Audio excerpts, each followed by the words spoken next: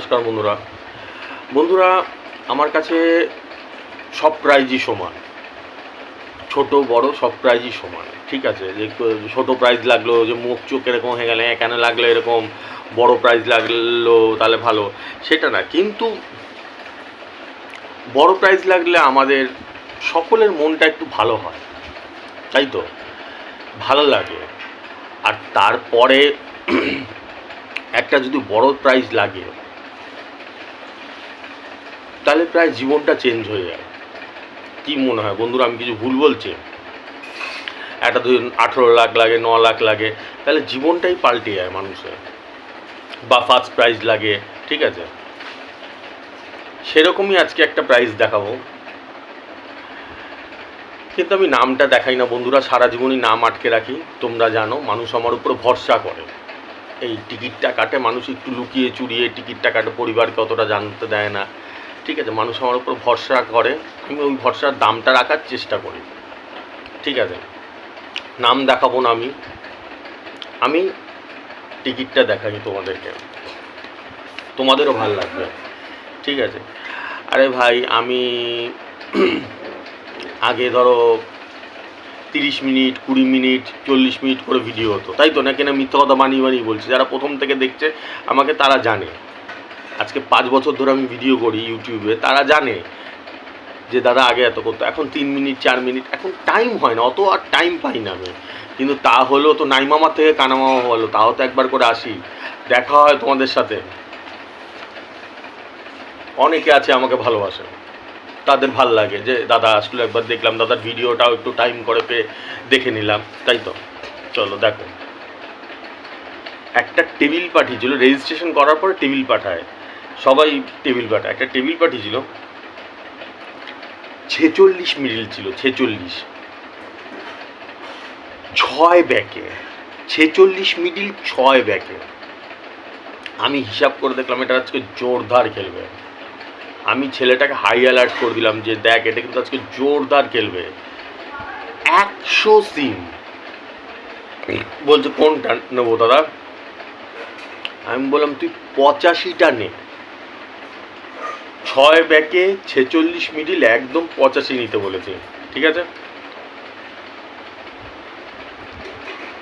খেলা হয়েছে, রেজাল্ট বেরিয়েছে, 6 ব্যাকে 46 মিডিল, একদম 85তে 9,000-এর ঘর পড়েছে, 100 সিম, মানে 9 লাখ টাকা।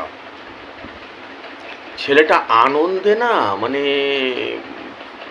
দিশেহারা হয়ে গেছে। আমাকে যখন জানালো দাদা 9 লাখ টাকাটা লেগে গেছে, আবেগপ্রবণ ভাববে, ইমোশনাল হয়ে গেছে যে দাদা তুমি বললে নিলাম, প্রচুর সুবিধা হবে দাদা, প্রচুর সুবিধা হবে। মানে আবেগপ্রবণ, আমিও আবেগপ্রবণ হয়ে গেছিলাম।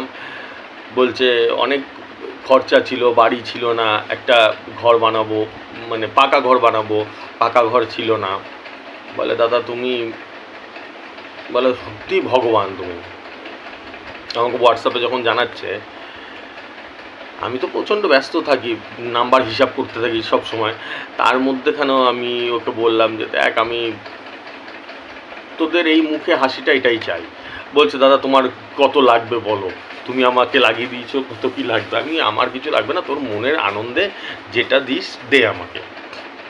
এটা গুরুদক্ষিণা, এটাকে গুরুদক্ষিণা বলা হয়।